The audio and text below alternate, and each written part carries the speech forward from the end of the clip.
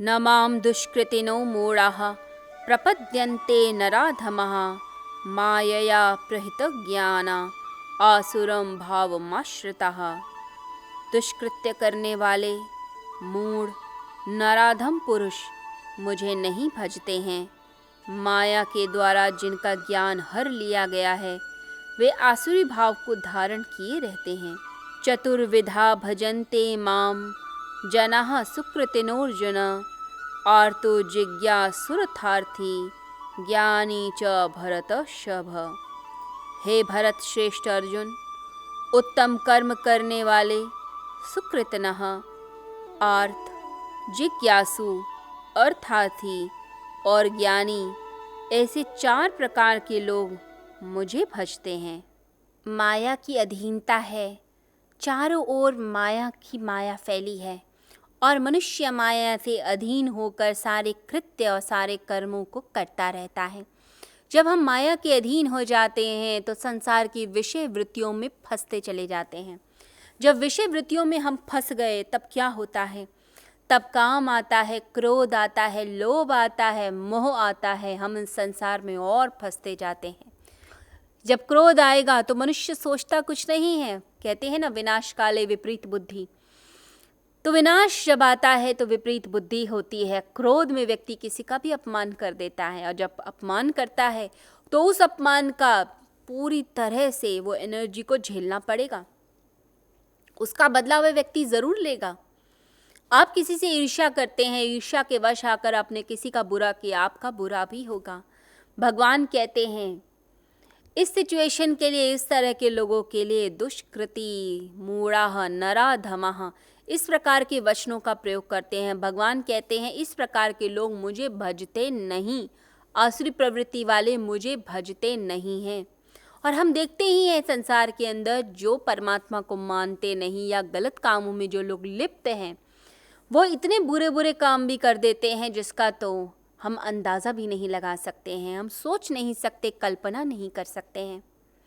तो भगवान कहते हैं सुकृतिनः, यानी जो उत्तम कर्म में लिप्त हैं। अच्छे कर्मों में कौन कौन लिप्त हैं? तो उसके बारे में भगवान कहते हैं 4 प्रकार के लोग हैं। एक होते हैं जिसे कहा जाता है अर्थार्थी, यानी अर्थ से, धन, इच्छा, कामना से परमात्मा का नाम लेने वाले, जिन्हें धन चाहिए, संसार की दौलत चाहिए, राज्य चाहिए, सुख चाहिए, तो क्या करते हैं? भगवान का नाम लेते हैं। माँ लक्ष्मी की उपासना करेंगे, यज्ञ भी वही करेंगे जिससे धन की प्राप्ति हो। वह परमात्मा का आश्रय लेते हैं, उनकी शरणागति लेते हैं सिर्फ इसलिए कि धन मिल जाए, राज्य मिल जाए, संसार का वैभव और सुख मिल जाए। तो धन की इच्छा से जो भगवान का नाम लेते हैं, भगवान की तरफ चलने लग जाते हैं, उन्हें कहा जाता है वो है अर्थार्थी, यानी अर्थ की इच्छा रखने वाले। दूसरा भगवान ने कहा है जो भक्त आते हैं उन्हें कहते हैं आर्त। आर्त यानी जो दुख से भगवान का नाम लेते हैं। कभी ज़िंदगी में कोई ठोकर मिली, दुख मिला, कोई ऐसा दुख मिल गया कि ज़िंदगी बदल गई। अब वो दुख चाहे रिश्तों से मिले, चाहे वह दुख अपने ऑफिस में मिल जाए, बिजनेस में मिल जाए, बिजनेस में घाटा। अब व्यक्ति सोचता है मर जाऊं, हे भगवान मर जाऊंगा, तू ही बचा। तो इस प्रकार की जब भावना आती है, दुखी होता है मनुष्य और मरने की बातें सोचता है, तब उस समय वह परमात्मा को पुकारता है। वह जो पुकार है, करुण पुकार, वो परमात्मा तक पहुंचती है, परमात्मा कल्याण करते हैं। तो जब हम दुख में कि हमारे पास कुछ है नहीं, भगवान का नाम लेते हैं, पुकारते हैं, तो ऐसे भक्तों को आर्त कहा जाता है। तो कई बार ऐसा होता है कि सुख सुविधा सब हैं लेकिन फिर भी मन अशांत है, ऐसी भी कंडीशंस होती हैं। तो उसमें भी कहा जाता है कि अंदर तो दुख है, बाहर की चाहे सुख सुविधा हो या ना हो, परंतु अंदर दुख है, तो ऐसे भक्त को कहा गया आर्त। अब इसके बाद तीसरी कैटेगरी भगवान बोलते हैं जिज्ञासु। अब चाहे कोई भगवान का धन से नाम ले ले, चाहे दुख से नाम ले ले, चाहे किसी भी पद से आए, परंतु आ तो भगवान की तरफ रहा है। जिज्ञासु आता है जिज्ञासा से, इस संसार में मैं कैसे जीऊँ, कौन हूँ मैं कहाँ से आया, किसने मुझे पैदा किया, कौन है जो इस संसार को चला रहा है, इस संसार में कौन सी ऐसी शक्ति है जो फूलों को खिलाती है, जो बच्चों की मुस्कान में दिखती है, जिसके कारण ये धरती टिकी है, ये सूर्य टिका है। कौन है वो, कौन सी ऐसी शक्ति है, वो जानना चाहता है, शास्त्रों का अध्ययन करना चाहता है, डीप नॉलेज लेना चाहता है। इंटेलेक्चुअल माइंड जिज्ञासु, कौन हूँ मैं, वो तत्व क्या है जिसके बारे में बताया जाता है। ये तत्व कैसे प्राप्त होता है, कौन इसका ज्ञान देगा, तो इसे जिज्ञासु भक्त कहते हैं। भगवान कहते हैं ऐसे भक्त भी मेरी तरफ ही खिंचकर आते हैं और मैं उनका कल्याण करता हूँ। इसके बाद भगवान कहते हैं जो चौथी कैटेगरी होती है, जो सबसे उत्तम कैटेगरी है, वह है ज्ञानी भक्त की। ज्ञानी भक्त इस संसार को एक लीला के रूप में देखता है कि जैसे परमात्मा का ही कोई खेल चल रहा है, एक गेम है, लीला है, और प्रत्येक प्राणी के अंदर परमात्मा के अंश को देखता है। जैसे महावीर स्वामी जब चलते हैं तो चलते हुए भी ये ध्यान रखते थे कि चींटी पैर पर ना आ जाए, यानी मैं चींटी को दबा ना दूँ, उसकी मृत्यु ना हो जाए। तो छोटी सी चींटी में भी जो प्राण को देख रहा है, परमात्मा को देख रहा है, ऐसा व्यक्ति ज्ञानी होता है। तो ज्ञानी भक्त परमात्मा को अत्यंत प्रिय है, क्योंकि वह डायरेक्ट परमात्मा से कनेक्टेड होता है। वो परमात्मा को अनुभव करता है, परमात्मा को फील करता है अपने अंदर, और दूसरों के अंदर भी उसी परमात्मा के अंश को देखता है। तो यहाँ पर बताया जा रहा है कि 4 प्रकार के भक्त परमात्मा की तरफ चलने लगते हैं। अब मनुष्य या तो परमात्मा की ओर चले या परमात्मा से विमुख हो जाए। ये 2 श्लोक हमें क्या बता रहे हैं, क्या इंडिकेशन है।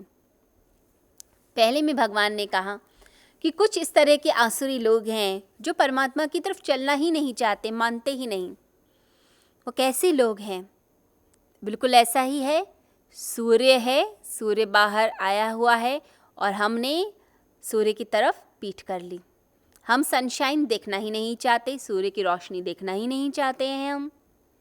और दूसरी तरह के भगवान ने जो सेकंड श्लोक में बताया, इस तरह के उत्तम भक्त, सुकृतिनो शब्द का प्रयोग किया गया है कि वो परमात्मा को देखते हैं, यानी परमात्मा की तरफ मुख करते हैं। तो सूर्य है, सुबह सुबह सूर्य उगा है, हमने सूर्य की तरफ दृष्टि करी, हम आंखें खोलकर उस रोशनी को देखते हैं। तो 2 तरह से लोगों को डिवाइड किया जाता है। एक है जो परमात्मा की तरफ चलना ही नहीं चाहते, भोगों में व्यस्त हैं। दूसरे जो परमात्मा की तरफ ही चलना चाहते हैं, उनका लक्ष्य ही परमात्मा, कुछ और है ही नहीं। तो भगवान कहते हैं मूढ़ है वह लोग, मूढ़ शब्द का प्रयोग किया गया है। मूढ़ है वह लोग जो मुझे नहीं भजते, मेरी तरफ नहीं चलते हैं। अब इसमें भगवान कोई नाराज़ नहीं है, ना ही भगवान की कोई हानि हो रही है, इसमें कोई लॉस हो रहा है कि कोई मुझे नहीं भज रहा या कोई अहंकार है, नहीं। भगवान कहते हैं ये सुसाइडल है, आत्मघाती है जब हम ईश्वर की ओर नहीं चलते, क्योंकि ईश्वर क्या है? परम सत्ता, परम सत्य। तो जब हम परमात्मा की ओर नहीं चल रहे होते हैं तो हम आत्मघाती हैं। ये बिल्कुल ऐसा ही है कि कोई एक व्यक्ति वृक्ष पे बैठा है और उसकी शाखा टहनी को काट रहा है, जिस टहनी पर बैठा है। हम कालिदास की स्टोरी सुनते हैं, हमने सुनी है बचपन में कि कालिदास ने क्या किया। वो इतने मूढ़ थे, इतने बुद्धू थे कि वह वृक्ष पर चढ़ गए आरी लेकर, और वृक्ष की वो जो शाखा थी, ब्रांच थी, उसको कट कर रहे हैं, काट रहे हैं, और बड़े प्रसन्न हो रहे हैं। जैसे जैसे शाखा कट रही है, बड़े प्रसन्न है कि मेरी मेहनत रंग ला रही है। तो इसमें प्रसन्नता तो बस यही है कि शाखा कट रही है, अदरवाइज तो जैसे ही शाखा कटेगी हाथ पैर टूटेंगे। तो ऐसा व्यक्ति जो मूढ़ होगा वो सारे कर्म ऐसे करेगा जिस कर्म के कारण उसका अंत में विनाश होगा। शुरू में उसको लगता है कि बड़ी मेहनत कर रहा है, बहुत आगे जा रहा है, लेकिन उसे ये नहीं पता कि उसके ये कर्म उसको कहाँ लेके जाएंगे। जब मनुष्य ये नहीं सोचता कि आगे कहाँ लेकर जाएंगे तो मनुष्य मूढ़ कहलाता है। भगवान कहते हैं कि हम मूढ़ तब हैं जब परमात्मा की ओर नहीं चलते। अब शाखा से नीचे गिरना, ज़मीन पे गिरना, ये तो कम हानिकारक है, परंतु परमात्मा से पीठ ही कर लेना ये ज़्यादा बुरा है, क्योंकि तब हर भांति हमारा बुरा होता है, हर तरह से हमारा नुकसान होता है।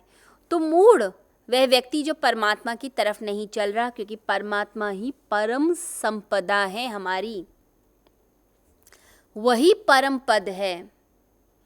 कहते हैं हरि का नाम जो लेता है उसी को परम पद मिलता है। परम पद यानी परमात्मा की गोद प्राप्त होती है, परमात्मा के हृदय में पहुंच जाता है।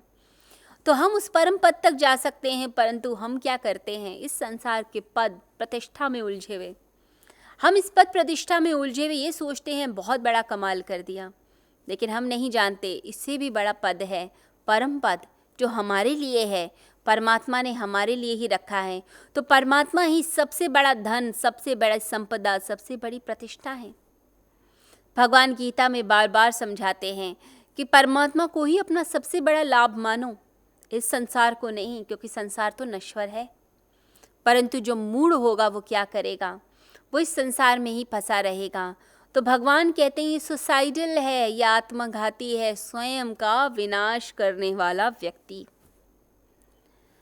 फ्रायड जो एक बहुत बड़े साइकोलॉजिस्ट हुए, मन पर इतने प्रयोग उन्होंने करे, तो जीवन के अंत में उन्होंने लिखा कि एक और वृत्ति होती है मनुष्य के अंदर, एक होती है जीवन जीने की आकांक्षा, एक दूसरी वृत्ति भी होती है, वो होती है मृत्यु की आकांक्षा।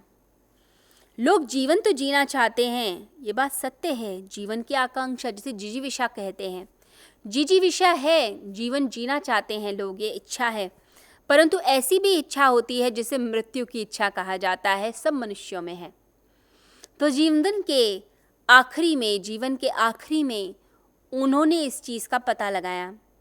हर मनुष्य अपनी लाइफ में कम से कम 4 से 5 बार मृत्यु के बारे में सोचता है। अब छोटा सा बच्चा है, उसके पिता ने उसको डांट दिया, फादर ने डांट दिया, तो क्या करता है, बहुत गुस्से में आता है और सोचता है मैं मर ही जाऊं। अब छोटा सा बच्चा जो अपनी ज़िंदगी की शुरुआत कर रहा है बोल देता है मैं मर जाऊं। तो ये मृत्यु की आकांक्षा हमारे सभी के अंदर है। ये वृत्ति नहीं होगी तो ये इच्छा भी प्रकट नहीं होगी। तो ये चीज़ें हमारे भीतर होती हैं। भगवान कहते हैं मूढ़ है वह व्यक्ति जो अपना विनाश कर रहा है, अपने को सता रहा है, अपना बुरा करता जा रहा है। ऐसे व्यक्ति को मूर्ख कहा गया है। मूर्ख से भी बढ़कर एक शब्द है मूढ़, उसे कहा गया है। भगवान कहते हैं अपने को सताना नहीं, और सबसे बड़ा अपने को सताना है भगवान से ही दूर कर देना, संसार की चीज़ों में इतने लिप्त हो जाना कि हम परमात्मा से ही दूर हो गए, क्योंकि परमात्मा ही परम आनंद है, परम सत्य है। सारी आनंद की जितनी भी धाराएं हैं वो सब परमात्मा से बहती हैं। फांसी लग जाना, जहर पी लेना इतना बुरा नहीं जितना बुरा उस परमात्मा से दूर हो जाना है, क्योंकि फिर व्यक्ति जीते जी भी मरा मरा जीता है। यानी जीवन है भी, लेकिन अंदर सिर्फ कोई अंदर एक आकांक्षा नहीं है, कोई एक लाइट नहीं है, कोई एक लॉ नहीं है, मरे मरे ज़िंदगी। ईरान के एक बादशाह हुए, उन्होंने किसी एक व्यक्ति को सज़ा देनी थी तो अपने वज़ीर को बुलाया। अब उस व्यक्ति का ये गुनाह था कि उसने उस देश के कानून के विरुद्ध जाकर एक औरत से नहीं 3 औरतों से शादी की थी। अब तीनों को धोखा दे दिया, झूठ बोल बोल के अलग अलग जगह शादी की। अब जो राजा थे उन्होंने अपने वज़ीर को बोला कि इसको सज़ा क्या दी जाए। सब लोग सोच में पड़ गए कि क्या सज़ा दी जाए। फांसी पे तो नहीं चढ़ाया जा सकता, फांसी से भी बड़ी कोई सज़ा ढूंढी जाए। तब वज़ीर ने एक सुझाव दिया। उसने राजा से कहा कि फांसी मत दो, एक काम करो, इसे कहो कि एक ही घर में तीनों औरतों के साथ जीवन जिए, ये इसके लिए सबसे बड़ी सज़ा होगी। और कहते हैं कि उस व्यक्ति ने कुछ ही दिनों के अंदर सुसाइड कर लिया।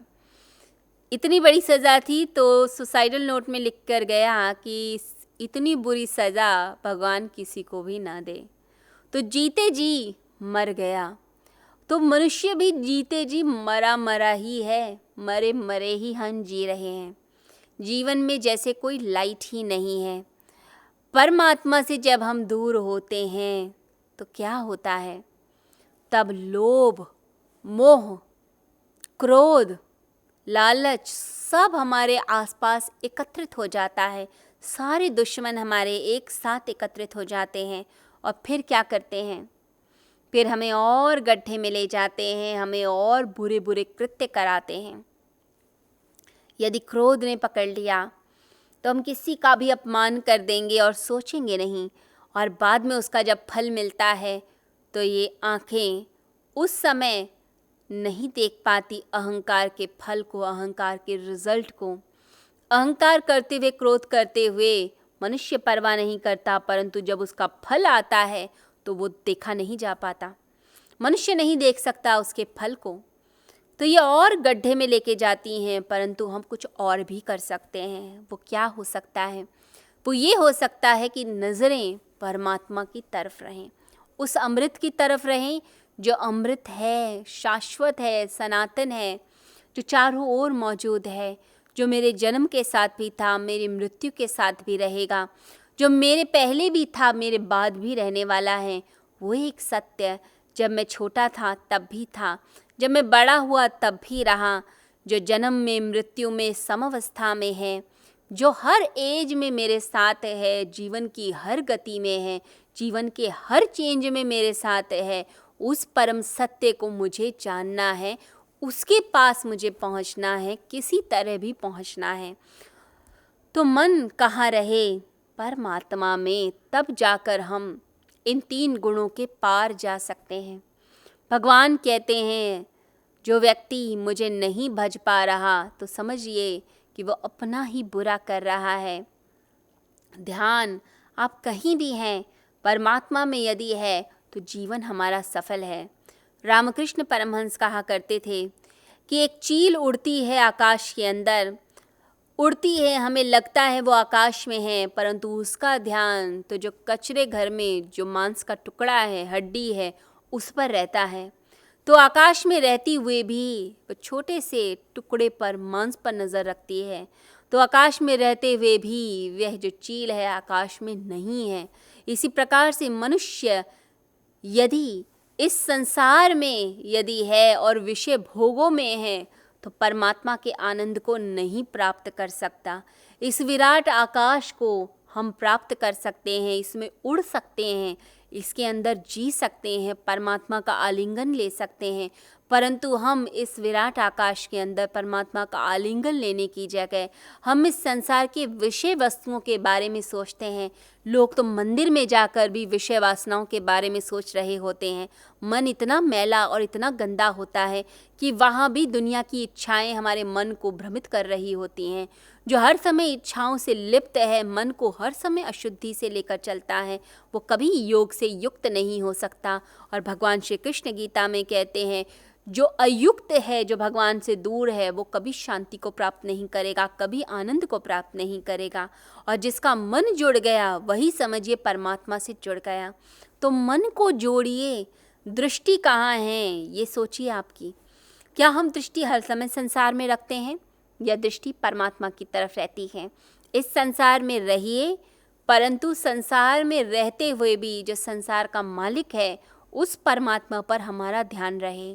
जो अमृत तत्व को पाना चाहते हैं, मोक्ष को पाना चाहते हैं, मुक्ति को पाना चाहते हैं, उन्हें सिर्फ और सिर्फ परमात्मा से जुड़ने का प्रयास करना चाहिए, ना कि इस संसार से जुड़ने का। जो इस संसार से जुड़ गया समझिए समाप्त हो गया, और जो परमात्मा से जुड़ गया समझिए मोक्ष को प्राप्त हो गया।